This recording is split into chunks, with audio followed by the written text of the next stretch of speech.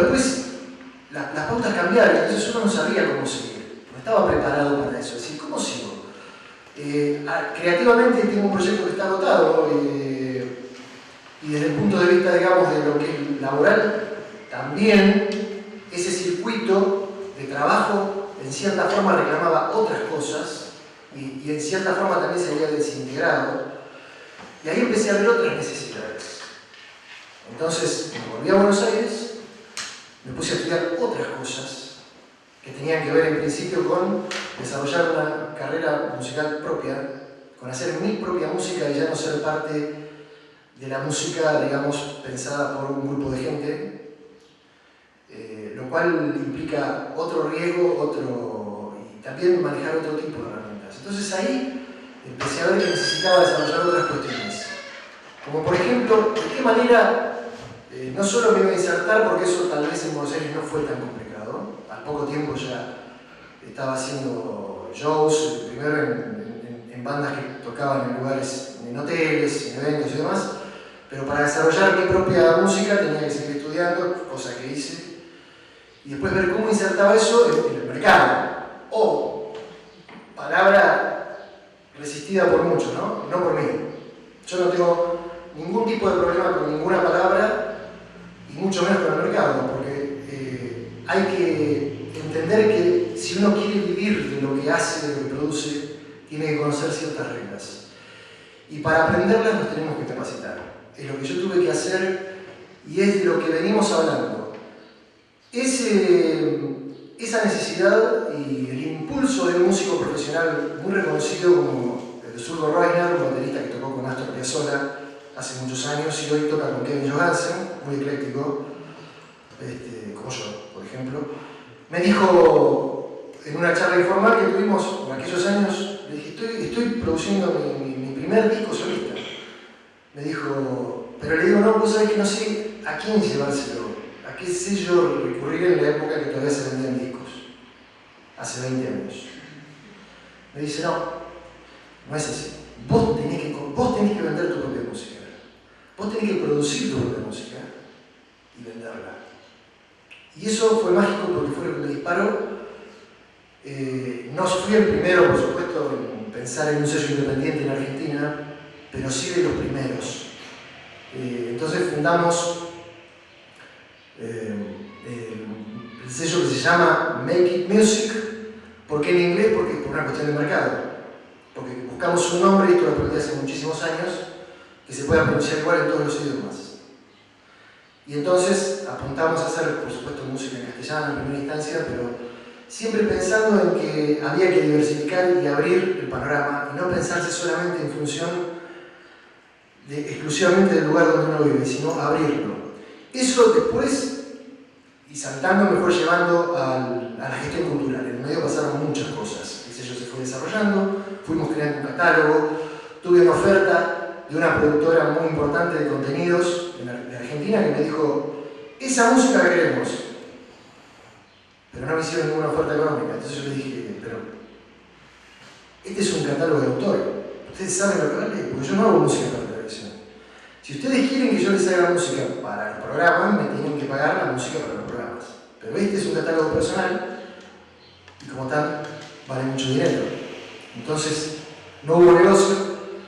Seguí adelante con mi música. Al día de hoy tenemos más o menos 25 discos en nombre propio editados. Después, lo más importante es que hace 10 años formamos un consorcio de exportación de música con otros sellos independientes de distintos estilos, de todos los que ustedes se imaginen, en Buenos Aires. Fue una iniciativa público-privada, o sea, no solamente por los sellos, que son todas pequeñas empresas, como la que fundé yo, sino porque hubo un aporte de capital de una fundación. En aquel momento era la Fundación Bank Boston, después fue Standard Bank y hoy es ICBC, creo, pero muy orientada a entrar en otros mercados. ¿Por qué? Por una cuestión muy importante, que es que cuando nosotros empezamos a pensar en eso, nos invitaban a las reuniones de lo que es la Agencia Nacional de Exportación, ex Fundación Exportar, y los licenciados en Comercio Exterior nos hablaban a nosotros, que hacemos música y formamos catálogos y somos básicamente artistas y además gestores, de cómo era exportar madera. O sea, no tenían ni la menor idea de lo que nosotros teníamos que hacer. ¿Por qué? Porque no había ningún antecedente sistemático anterior. Lo que sí hay en Argentina, orgullosamente, es que en la década del 80, que fue una gran usina, digamos, desde el punto de vista creativo, vuelvo al punto con el advenimiento de la democracia, que eso no fue una casualidad, por supuesto, nunca es casualidad. Hay un reverdecer de lo que se da en llamar rock nacional, rock argentino, se expande a América Latina y llega incluso, intenta entrar a España sin éxito, aunque algunas cosas se llegaron a difundir, pero en América Latina era lo que en aquel momento se llamaba la Copa Libertadores de la Música, porque tocaban en giras donde pasaban absolutamente por todos los países de Latinoamérica, incluido México, por supuesto, un bastión importantísimo. Lamentablemente hoy nosotros asistimos a la contracara de eso, que es que somos receptores pasivos de todo tipo de mercancía musical más allá de su categoría y de su calidad, que venga de afuera, y la consumimos y pagamos entradas a veces precios exorbitantes, precios internacionales que están a veces lejos del presupuesto que maneja un argentino, de acuerdo a la media salarial. Y como verán, yo me manejo mucho por cifras porque fundamentalmente creo en los resultados. Porque si no parece que hablamos de percepciones. Y yo, como artista, por supuesto, tengo las mías y son fundamentales, pero cuando hablamos de gestión cultural, voy más atrás todavía. ¿De qué hablamos cuando hablamos de cultura? Y les voy a decir por qué me hago esta pregunta. Y también, ¿para quiénes trabajamos como gestores? No solo como gestores culturales, sino como profesionales, digamos, como todos los que estamos acá, realmente preocupados y ocupados en generar este tipo de cosas que, como esta maravilla que les dije ya a estas dos señoras que están acá, lo que vimos recién de la línea azul, lo que los chicos contaban antes de la cultura comunitaria. Bueno, por supuesto lo que hace Alicia con el NUPA y demás cosas que se hacen en azul. Y tampoco es casualidad que yo esté acá. ¿Por qué? Porque las problemáticas son comunes a estos lugares del interior. Con sus más y sus menos, Azul tiene muchas ventajas desde el punto de vista no solamente geográfico, sino desde que yo escuchaba atentamente a todos los oradores y desde el punto de vista, digamos, de lo que es patrimonial, más allá de que el crecimiento de la ciudad en lo urbano o lo urbanístico concretamente no haya sido del todo planificado, como suele suceder, Azul conserva su fisonomía, al menos en el casco urbano fundamental. Eso es un valor que es clave. ¿Que es clave en función de qué? En función no solo del presente, sino del futuro, y en función de lo que nosotros vemos como oportunidades de crecimiento y de inclusión. ¿Por qué? Digo crecimiento e inclusión, porque la inclusión está vista desde el punto de vista, digamos, de los gobiernos de una manera que no va de la mano del desarrollo, generalmente. Por supuesto estamos hablando de América Latina, ¿no? Entonces, ahí necesitamos un cambio de paradigma. Necesitamos pero definitivamente verlo de otra manera, pero no nosotros solamente, los gobiernos. Y en este punto, los municipios tienen un rol clave, fundamental. Como vimos recién, lo urbanístico, cómo usamos el espacio público, cómo nos pensamos en la ciudad, de qué manera y en qué ciudad queremos vivir nosotros, como ciudadanos, como habitantes de ese espacio, y también qué podemos hacer para involucrar a la comunidad. Hay una cosa muy interesante que estaba en una de las presentaciones, la que hicieron ustedes, si mal no recuerdo, donde replicaban un concepto con el que estoy absolutamente de acuerdo. Es, si una problemática no es visible para el ciudadano, quiere decir que no existe, por más que para el especialista sea absolutamente visible. Porque entonces vuelvo a esta pregunta, ¿para quién trabajamos? ¿A quién le estamos hablando? O sea, acá estamos hablando de nosotros, pero el fundamento de nuestro trabajo, ¿para qué es? Yo creo firmemente que, concretamente en lo que es gestión cultural y en lo que es este tipo de espacios, que celebro, y cuando digo estos espacios me refiero a los espacios municipales, a los municipios, los espacios comunitarios, los espacios de producción de conocimiento, como son las universidades, y todas otras instituciones, las ONG, y todos los que estamos involucrados en este tipo de cuestiones, tenemos que tener en cuenta eso. ¿Cuál es el resultado al que apuntamos? Y sobre todo, ¿de qué manera vamos a involucrar a los ciudadanos? Entonces, lo primero, me parece a mí, desde mi experiencia y desde mi punto de vista, es ese paso. Y es decir, pensar de qué manera implementamos la estrategia para llegar a que la gente se involucre y tome como propio lo que uno piensa para mejorar la vida. Porque el hecho de no ser consciente de determinados problemas no quiere decir que no existan. Nosotros tenemos una gran deuda en Argentina, que es de la que muy poco se habla, no se la define en estos términos, que es la deuda cultural. Yo la defino de esta manera. ¿Por qué? Va de la mano de otras. Va de la mano de una endeblez institucional que siempre se ocupa de lo, históricamente digo, por lo menos hablando del 83 para acá, se ocupa de lo coyuntural, de lo urgente, y no tomamos las oportunidades que tenemos para realmente generar otras perspectivas, no solo para nosotros, sino para las futuras generaciones. Que ese es el compromiso que nosotros tenemos que tomar, pero real, de verdad. Y lo digo con absoluto conocimiento de causa, porque yo también fui parte de la función pública durante unos meses, no voy a abundar en esa experiencia, pero la gestión cultural, digamos, fuera de lo comunitario, en lo estrictamente político, es necesario profesionalizarla.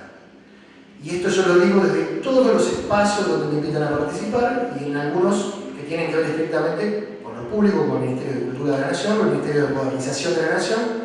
Soy parte de una organización que muchos de ustedes conocerán, que es OpenGov, Gobierno Abierto aquí. Y la condición sine qua non es la capacitación, porque vemos mucha gente en funcionarios públicos que realmente tienen una idea de gestión cultural que atrasa 2 siglos. Entonces, de esa manera no podemos plantear estos desafíos. Y no digo que otras cosas no estén bien, digo que es muy bueno no dejar nada fuera, pero no nos podemos enfocar en una sola variable, no nos podemos enfocar solamente en un espectáculo público multitudinario y pensar que con eso ya está, cumplimos con la pauta cultural de un municipio. Es mucho más abarcativo que eso. Por eso que digo, cuando digo cómo definimos la cultura es algo transversal, absolutamente.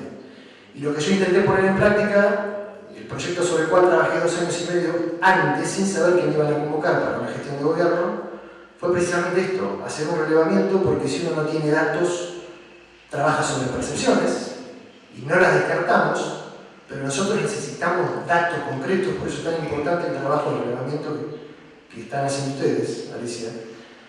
Y nosotros, en realidad, en el país no tenemos demasiado dato duro con respecto a este tema específico. Pero sí sabemos que tenemos un país que tiene una gran cabeza y que a medida que nos vamos alejando de la ciudad central, de la ciudad autónoma, los problemas son los mismos. Incluso en La Plata son los mismos problemas que acá, que es la capital de la provincia. Y tiene una escena y tiene...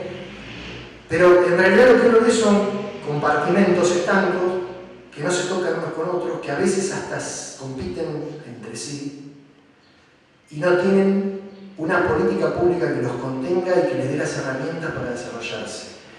Pero que eso contemple también el desarrollo de la comunidad, no solamente el desarrollo artístico visto desde el punto de vista estrictamente como lo que es una expresión, una manifestación. Porque el desarrollo comunitario lleva implícito el desarrollo humano desde, digamos, desde un punto de vista que involucra absolutamente todo el espectro que nos contiene. Entonces, eso hacia la calidad de ciudadanía. Eso lo consideramos un factor clave. Un ejemplo de esto que estoy diciendo es, concretamente, yo vengo ahora de Montevideo, un ejemplo, digamos, exitoso, es, por ejemplo, lo que hicieron los artesanos, la Asociación de Artesanos de Montevideo, AUDA se llama. Ellos tienen dos mercados, tienen un edificio propio, los dos están en Ciudad Vieja, uno está sobre 18 de julio, unas 10 cuadras de la Plaza Independencia, y es una propiedad que ellos compraron accediendo a un crédito internacional y en 9 años la pagaron. Una propiedad que vale, que les costó en aquel momento $900.000, pero ellos asumieron un compromiso de trabajo y eso fue un salto de calidad. Eso fue un salto de calidad. Y si ustedes ven lo que producen y de la manera en que trabajan, han creado toda una figura que es ni más ni menos que lo que se puede replicar sin inventar absolutamente nada. Porque lo vemos, no me voy a un caso, no voy a hablar de Londres o de otros países, sino pongo un ejemplo que está aquí nomás, muy cerca. Y la verdad es que lo que vieron fue una oportunidad de desarrollo, una oportunidad de crecimiento y una oportunidad de que 400 familias son las que viven en este momento de ese emprendimiento. Y le dan trabajo en primera instancia a sus propias familias. Cada uno de los que tiene un espacio y además tienen todo absolutamente ocupado y tienen una lista de espera de otros artesanos que quieren ser parte y no tienen más lugar. Tienen un segundo edificio frente al mercado del puerto que tienen opción de compra también y están intentando cerrar esa variable. Pero ¿a qué voy con esto? Concretamente a que no puede distinguirse una cosa de otra. Si yo no puedo vivir de lo que produzco, tengo que trabajar de otra cosa. Entonces estoy en un círculo vicioso. Y entonces eso es tramposo. O sea, uno entiende la problemática, pero lo que venimos es a proponer soluciones. Y no a ir a tocar timbre y a decirle a otro que nos dé lo que nosotros no tenemos. En todo caso, lo que necesitamos es que nos capaciten y que nos den las herramientas para que nosotros podamos hacer lo que tenemos que hacer. Y además, cuando digo nosotros, insisto con lo mismo, esto es absolutamente abarcativo, porque incluye no solamente la función específicamente artística, sino también todo lo que es cómo uno se piensa dentro del espacio en el que vive. Y hablando, para ir cerrando ya, sobre lo que dije al principio, de este triángulo que es azul, Tandil Olavarría, es muy importante encarar esto a nivel regional, y lo dejo como una idea sobre la cual seguir trabajando, porque ninguna ciudad puede crecer si la de al lado se queda, se estanca, o sea, va a crecer hasta un punto. Pero esto se tiene que pensar regionalmente, porque tenemos que pensar en armar circuitos productivos para que los músicos, los artesanos y toda otra expresión, puse 2 ejemplos, pero hay miles, de azul tengan por dónde ir y por dónde moverse, con las garantías que necesitan, con el marco legal que necesitan, que nadie los corra, que nadie los clausure, que nadie les diga acá no puedes estar, que no trabajen en condiciones precarias y que sobre todo sea autosustentable. Por eso el título de esta charla es Economía Creativa, a la cual no definí, pero bueno, eso lo dejo para el final, es de la informalidad a la productividad económica. Rentabilidad, autogestión y desarrollo. Entonces, el concepto fundamental para mí es ese, y hacer, digamos, un intercambio que no deje ninguna variable afuera, ninguna, aunque a veces nos cuesta hablar con cierta gente porque por ahí no son tan receptivos, pero cuando se den cuenta que tienen una gran oportunidad y que esto trasciende la coyuntura, yo creo que la van a tomar. Nosotros la tenemos que tomar y tenemos que impulsar. Bueno, por mi parte nada más. Muchas gracias, espero alguna pregunta, si alguien tiene. Sí. Tengo varias, pero... Sí, dime. Perdón que te diga, te tuteo, ¿no? No, por favor. No nombraste emprendedurismo. Cosa que, desde mi perspectiva, me alegra, pero quizás saber qué diferencia hay entre eso y lo que estás planteando. Voy a dejarme. Sí. Yo me defino a mí mismo como un emprendedor creativo. Sí. El punto es que no quise tirar, por más que no tengo ningún prejuicio con las palabras, conceptualmente, pero no quise tirar demasiada cosa que rompa con algunos cánones en esta conversación, en este primer acercamiento, digamos, porque me parece me parece que lo que hay que hacer es mancomunar, llegar a un acuerdo. Pero el emprendedorismo cultural es algo que, por supuesto, que tiene que ver con el concepto de economía creativa, que es el que define esta conversación, que ni más ni menos son dos conceptos de economía y creatividad, son conceptos que existieron siempre, solo que al mancomunarlo logramos esto, que es usar nuestra inteligencia y nuestra creatividad para poner en valor nuestra propia condición. Y cuando digo nuestra, hablo la condición de ciudadanía, de una palabra que viene bien expresada, es clara, que es el desarrollo, desde todo punto de vista. El desarrollo en calidad, el desarrollo en objetivo y sobre todo en pensarnos no de manera precaria, sino de la manera en que tenemos que pensar para pegar un salto al próximo estadio. No estamos tan lejos, porque yo no lo quise abrumar con cifras, pero en realidad sí lo que necesitamos es fundamentalmente capacitación. En esto el Estado abrió algunas líneas y algunos programas, pero lamentablemente, como toda cuestión, digamos, que tiene que ver estrictamente con la política, termina imponiéndose la coyuntura y estas cosas quedan relegadas. Pero incluso hemos trabajado sobre objetivos concretos de cumplimiento efectivo en lo que son mesas de trabajo de los dos ministerios que nombré antes. Lo que pasa es que hay municipios que no lo cumplen. Hay municipios que están adentro de esto. Uno muy cercano, lo voy a nombrar, uno de los tres, también lo es, y este también. Y está adentro porque tiene una casa del Bicentenario. Y hay un programa que es específico para las sedes de casa del Bicentenario. Son 200 y pico a lo largo de todo el país. Es un programa que lo que hace es traer a la comunidad y tomar todo ese impulso y esas ideas, porque cuando uno se reúne con la gente, más allá del propio microclima, a mí me ha pasado, y escucha lo que la gente tiene para decir y para proponer, salen miles de cosas. No sé si contesté tu pregunta. Sí, más o menos. Porque la acepción que se da en algunos casos hoy, esa palabra es casi cuenta por mismo. El viejo cuenta por mismo. En muchos casos es así. Vas a resolver tu vida o te pierdes el trabajo. Ponete de cuenta, encontrarte en un revuelto y tal.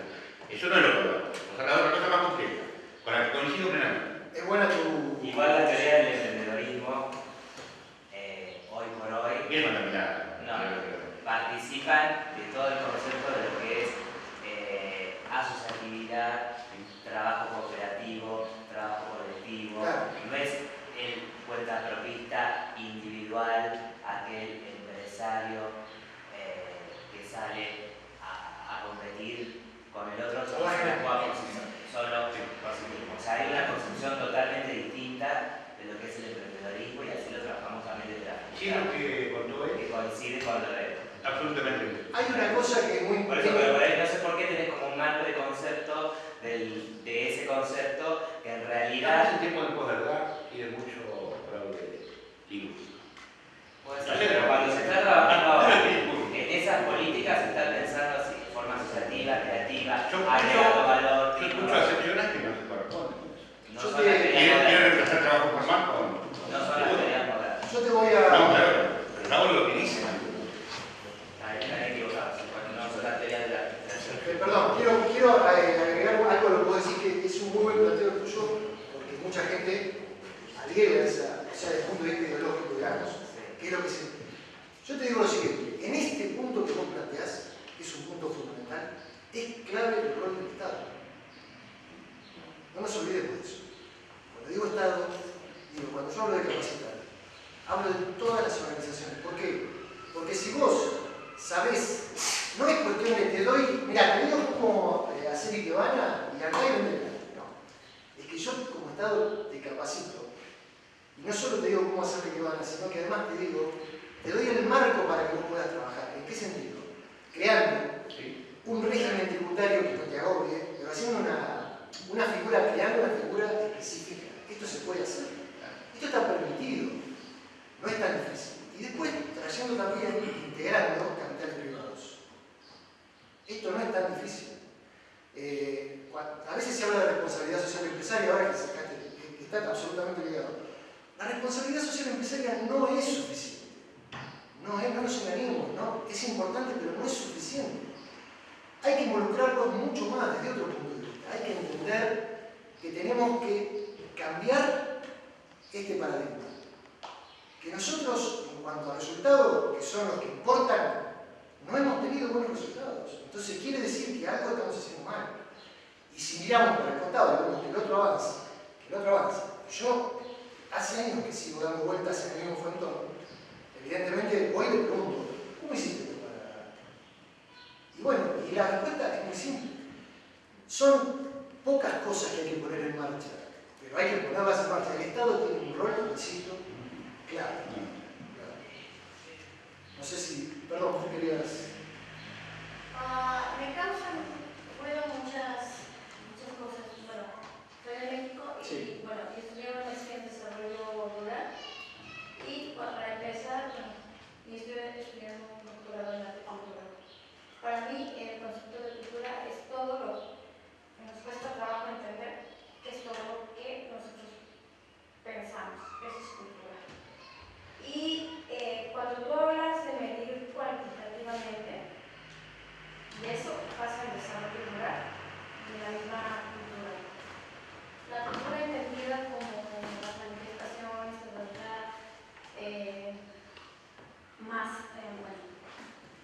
Mi pregunta es, ¿existen, bueno, para poder medir y cuantificar, tienes que tener indicadores y dimensiones? Una cuestión.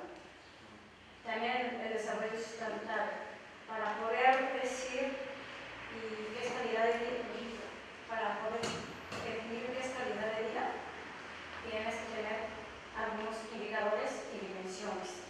Esto es una cuestión súper compleja y no creo que un país, o inclusive un teórico, igual tenga la bolita mágica de haber definido todo eso, ¿no? Y me parece que lo que estás proponiendo, o sea, estoy como tratando de interpretar, es crear nodos de ciudades creativas.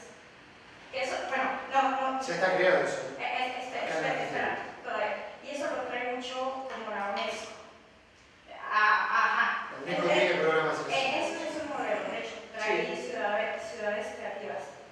Esto, Azul es ciudad creativa. ajá, el desarrollo sustentable equiparía a los nodos, que son un modelo que Francia alguna vez hizo, de crear nodos industriales.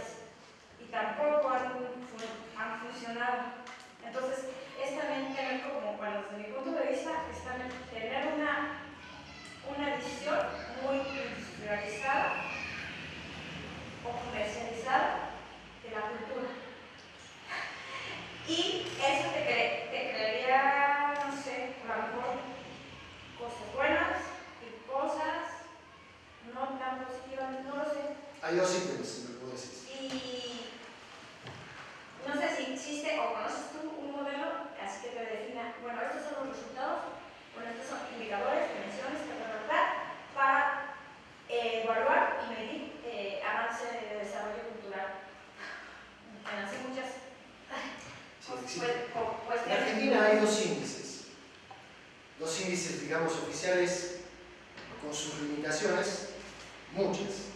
Uno es sobre el que yo trabajé, que es el Observatorio de Industrias Creativas del Gobierno de la Ciudad. Pero ¿qué pasa? Está muy bien planteado, pero el problema es que meten todo en la misma bolsa. Yo no puedo medir igual lo que factura YouTube en el concierto que dio el otro día acá en La Plata, con lo que factura una banda local de Azul cuando presenta un disco en el Teatro Español. O sea, ¿por qué? No se trata del ingreso económico solamente, se trata, vos me hablabas de eso. No lo pensamos de manera estrictamente así como vos lo decís, no de modo industrial. Lo que sí hay que generar es una cadena de valor, pero se empieza por el principio. ¿Sabes por qué te digo? Porque hay mucha gente que podría estar en un estamento mucho mejor que el que está a nivel concreto, porque tienen las condiciones, el talento y la formación para hacerlo, todos conocemos, y lo que no tienen, lo que no han tenido nunca, es la posibilidad de desarrollarlo en su propio ámbito. Cuando yo empecé profesionalmente, no voy a hablar sobre eso, pero en un punto tuve que decir, me tengo que ir a pero tengo que volver a Buenos Aires. No tengo la posibilidad, ya la tuve y se anotó, o sea, de vivir aquí de lo que yo produzco. Entonces, eso es lo que, una de las cosas que hay que cambiar. Eso es parte de la deuda de la que hablé. Y eso se cambia creando, no específicamente nuevo, sino es mucho más abarcativo. Se cambia con capacitación, se cambia, pero no es que vos vas y le decís a la gente, mire, usted tiene la posibilidad de ese collar, lo podría fabricar. No. Lo primero que hay que hacer es hablar y detectar cuáles son esos intereses que le son propios y las problemáticas específicas. Y te puedo asegurar que serás una gran sorpresa. Entonces, cuando hablamos estrictamente de temas puntuales, ya pasando a un estadio mucho más avanzado, que es el del inicio, cuando alguien se involucra en una actividad de esta naturaleza, sino cuando ya está hace muchos años trabajando y no encontró la vuelta para hacerla sustentable, ver qué es lo que falló. ¿Y qué es lo que falló? Muchas veces es falta de capacitación, es desconocimiento de la potencialidad de lo que produce y de cómo comercializarlo. Eso es claro. Por ejemplo, hay músicos que no saben cómo hay que hacer para cobrar derechos de sus propias canciones. Está lleno. Y acá en la región ni te cuento. Entonces, si yo, en vez de armar un consorcio de exportación de música hace 10 años, hubiese seguido solo, por eso la asociatividad es clave, no podría hoy estar cobrando regalías de las plataformas digitales. Estaría navegando sin ver un mango. Y tendría que ver otra cosa. No sé si en parte te contesto. Tu visión yo la entiendo, lo que ha pasado. En realidad, lo que vos decís de las Naciones Unidas es correcto, es concreto. Hay lineamientos, pero los lineamientos son eso. Nosotros, si hablamos de creatividad, tenemos que crear nuestros propios lineamientos en base al conocimiento, en base a la experiencia y en base a las propias necesidades. Todo lo que está sirve, pero hay mucho más por hacer. Sí, como por ejemplo saber cuánto gastamos nosotros en pagar SADAIC y cuánto le devuelve SADAIC a quién y cómo. Y las fortunas que se lleva SADAIC de nuestras ciudades y nuestros músicos, que son una maravilla, viven humildemente dando clases y pagando SADAIC. Una cosa, ¿viste? Que creo que eso es parte de las reparaciones que tendríamos que hacer con los artistas, en este caso con los músicos.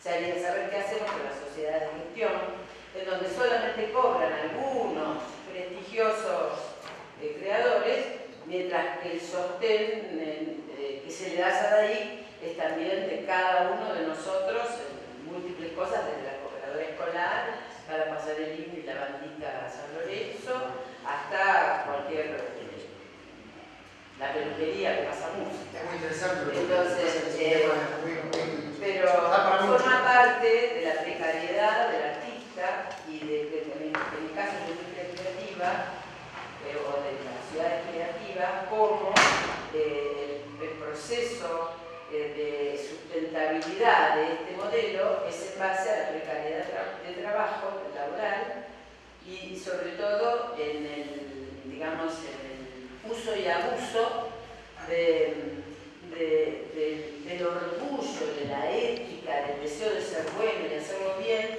donde hay horas y horas de trabajo que jamás te pagan y esa es casi la plataforma básica, porque los oficios creativos trabajan en esas condiciones. Raramente se están dadas las condiciones para que se produzca una situación de economías más o menos óptimas y compensables. Eso es histórico, eso es histórico. Bueno, pero como nosotros tenemos que, dentro del contexto, también plantearnos los problemas y pensar en qué podemos modificar a estas cosas, creo que forma parte de la discusión y del debate cómo hacer para garantizar a los creadores un recupero de su aporte a las sociedades de gestión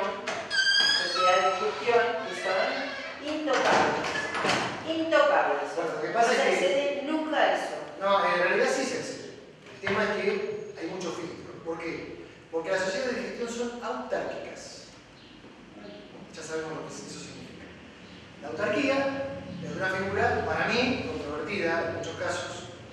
Las cooperativas son autárquicas, que tienen tan buena prensa, con la que yo no me digo, ¿no? Pero eso es otro tema, porque tenemos también ejemplos, casos buenos y otros que son deformaciones que, bueno, hay que hablar. Acá nomás, sin ir mal, no digo la zona, acá sí. Entonces, el punto es que para eso uno tiene que saber con qué herramientas tiene que contar. La asociatividad es clave. Si yo quiero gestionar derechos, tengo que saber cómo tengo que entrar en una sociedad de gestión. Tengo que saber que no solo tengo derechos de autor, sino que tengo derechos de intérprete, que eso lo gestiona otra asociación. Y tengo que saber que hay otra más que está ADI, que es la de intérpretes, que está SADI, que es la de autores y compositores, que está ADI, CAPIF, que además es otra cosa que también se paga, y además está CAPIF, que es la cámara de la que soy parte de las industrias fonográficas. Entonces, el punto es que eso no se divulga. Por eso te digo que a veces es cuestión de conocimiento. No se divulga. ¿Sabes por qué no se divulga? ¿Sabes por qué no se divulga? Porque es el negocio concentrado en pocas manos. En las manos que, bueno, que están ahí adentro. De todas maneras, hay formas de abordar estos problemas. Hay muchas formas. Por eso digo, todo es parte de este trabajo y de esta mirada abarcadora. En principio, si nosotros hacemos, vos fíjate cómo la solución empieza por casa. Si nosotros pensamos que tenemos que crear un circuito productivo para los artistas, no solamente de Azul, sino de la región, y así van a poder ir a Azul por la barriga Tandil y sucesivamente van a poder darle trabajo además a los sonidistas como ellos, a los videastas, la gente que hace los productores de contenidos, digamos, de imagen y demás, y un montón de otras cosas que se van a empezar a mover con un solo ítem y que van a hacer que toda esa rueda empiece a pagar y empiece a cobrar, pero con un régimen que tiene que ser contemplado para ese tipo de fenómeno. No es tan difícil eso. Bueno, No es tan difícil. estamos pensando de base que hay muchas cosas que modificar. Hay cosas que modificar. Una cosa es que me vaya bien entrando en el juego existente, me vaya bien a mí.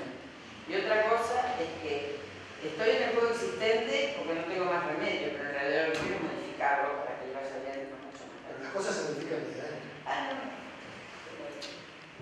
Entonces, primero tenemos que entrar. Para eso tenemos que generar esa forma, claro, una capacitación y instrumentar políticas públicas para que eso suceda.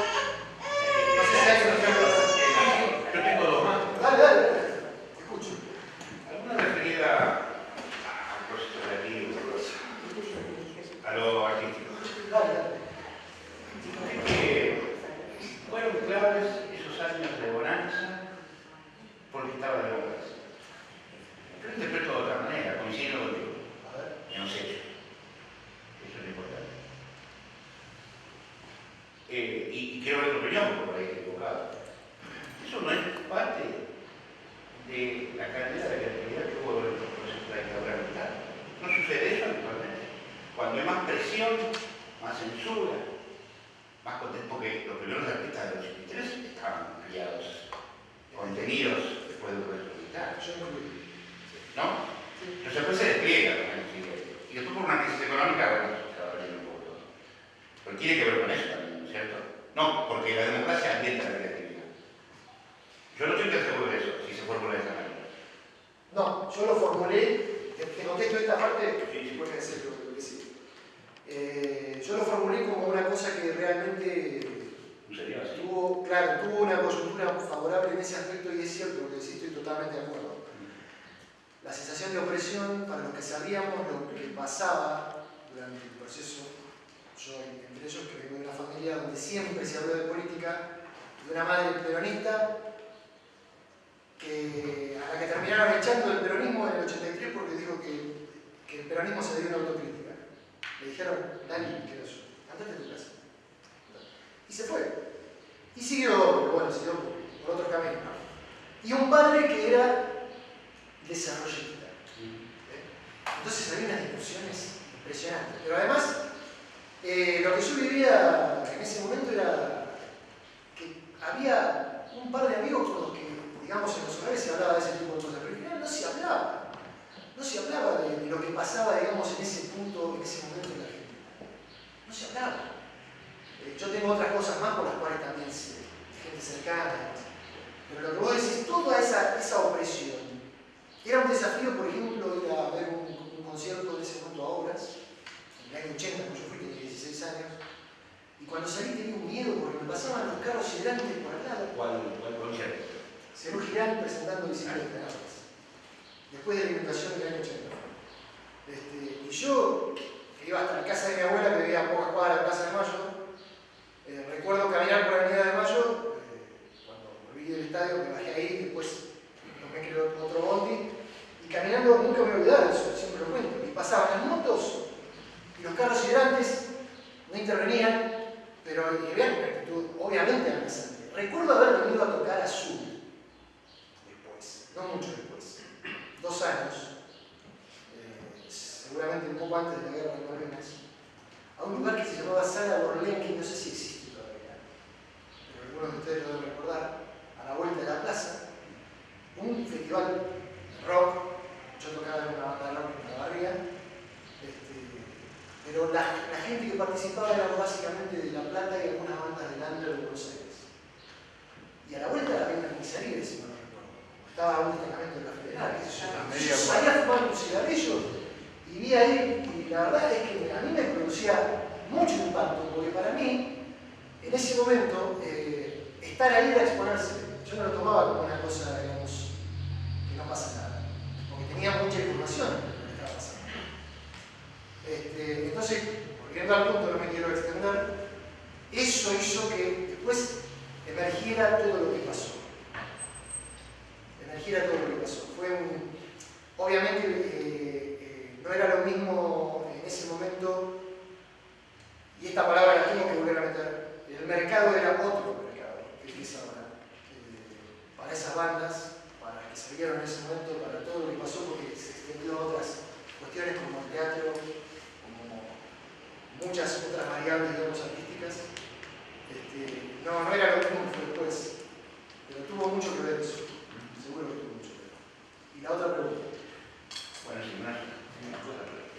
¿Qué opinas de Vito Negria, que es un tipo que ha desarrollado su propia autonomía musical? Vos dijiste el disco de los 50, 100, no sé, es súper productivo. No de su creatividad artística, sino más bien de esa parte, que yo no la conozco demasiado, pero tiene europea, que desde hace muchos años pelea con las multinacionales de los derechos. Warner. Él tiene temas así, muy cortito. Los derechos de los discos de Vito Negria de los Gatos, que fue la época, digamos, más prolífica y que dio más cantidad de ejemplares y generaron un montón de regalías, no se reeditaron, y él los perdió por esas cosas de las editoriales, porque el negocio de la música tiene muchas aristas. Por eso digo que hay que conocerlo todo para poder ser parte. Si no, uno dice, grabo una canción, voy y la registro ahí, no es suficiente. Hay muchas otras reglas. Por supuesto, él conoce el negocio como nadie, pero el problema fue que, en realidad, él firmó en su momento un contrato de dominio. Era 19 años, el contrato, él se dio el por vida de los derechos de esas canciones. Entonces lo que hizo fue un juicio para reclamar, porque dijo, bueno, si ustedes no reeditan mis discos, esto lo voy a reeditar yo, con mi propio sello. Y entonces la compañía dijo, de ninguna manera, porque ese material es nuestro, mira, acá está el contrato, usted firmó. ¿Pero cómo? Y bueno. Pero los editaron ahora. ¿Quién los editó? Ahora, él sacó unas versiones. Lo que pasa es que es una pelea desigual. Es una pelea muy desigual. Pero lamentablemente, eso también tiene que ver con un fenómeno que es más cultural. Se diría que es como que en Argentina nosotros nos olvidamos muy rápido de la historia, de toda la historia, y de nuestra propia historia a nivel, digamos, de referentes culturales. En este caso, un músico que ha dejado una obra muy importante, no es el único caso. Y mucha de esta gente tiene dificultades económicas. Tuvieron su gran momento y después el negocio cambió, y muchos se resistieron a entrar en esta nueva etapa porque no la tienen un conglomerado que vaya a negociar esos derechos con estas plataformas digitales, que tienen la misma lógica que lo que tenía un sello discográfico, más ni menos. Entonces, lamentablemente vemos que a veces están como muy desprotegidos y eso en verdad es parte de nuestro acervo cultural, eso no tiene que pasar, no debe pasar. Pero por eso también hablo de el cambio de paradigma implica eso, ¿no? Implica eso también, preservar ese tipo de cosas. Bueno, voy a cortar, pueden seguir conversando después. dale, Porque ahora le toca al director del proyecto de difusión, Juan Pablo Sotile, presentar cómo nosotros pretendemos torcer todo esto desde un pequeño municipio con un sistema de registro en base. Les agradecemos que también están las autoridades